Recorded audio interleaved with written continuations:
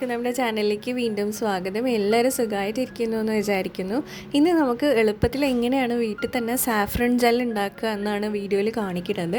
അപ്പം ഇത് നമ്മളുടെ ഫേസിലെ പിഗ്മെൻറ്റേഷനൊക്കെ മാറാനും സ്കിന്ന് നല്ല ക്ലിയർ ആവാനും ഒക്കെ ഹെൽപ്പ് ചെയ്യുന്ന ഒരു ജെല്ലാണ്. പിന്നെ ജെല്ലായതുകൊണ്ട് തന്നെ ഏത് സ്കിൻ ടൈപ്പിനും യൂസ് ചെയ്യാനും പറ്റും.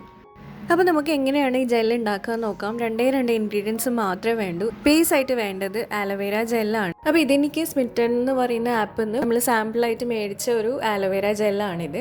അപ്പോൾ ഇതിൻ്റെ കണ്ടെയ്നറും ഒക്കെ കുഞ്ഞ് കണ്ടെയ്നറാണ്. അപ്പോൾ ഞാൻ ഇതിൽ തന്നെയാണ് നമ്മളുടെ ജെല്ല് മിക്സ് ചെയ്യാൻ പോകുന്നത്.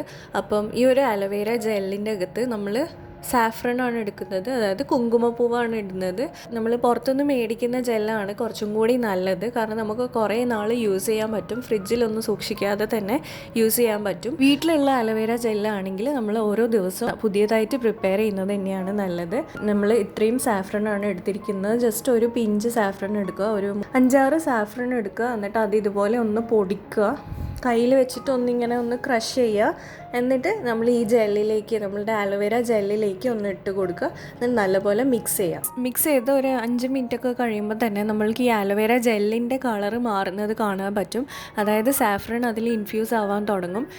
അങ്ങനെ കുറച്ച് സമയം കഴിയുമ്പോൾ നമ്മൾക്ക് ഇതൊരു നല്ലൊരു ഗോൾഡൻ കളറായിട്ട് മാറിയിട്ടുണ്ടാവും.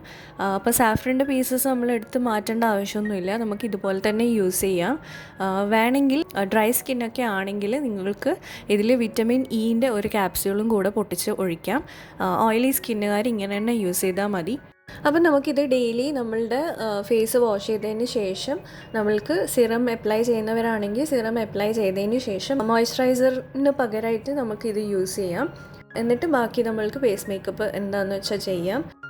നൈറ്റ് ആണെങ്കിലും നമ്മൾക്ക് വാഷ് ചെയ്തതിന് ശേഷം നമുക്കിത് ഇട്ടിട്ട് കിടന്നുറങ്ങാം. പിഗ്മെൻറ്റേഷനൊക്കെ ഉള്ളവർ പ്രത്യേകിച്ചും ഒന്ന് ട്രൈ ചെയ്ത് നോക്കുക. അത്രയേ ഉള്ളൂ നമ്മളുടെ വീഡിയോ ഇഷ്ടമായ ലൈക്ക് ചെയ്യുക. നമുക്ക് നെക്സ്റ്റ് വീഡിയോയിൽ കാണാം. അതുവരെ ബൈ.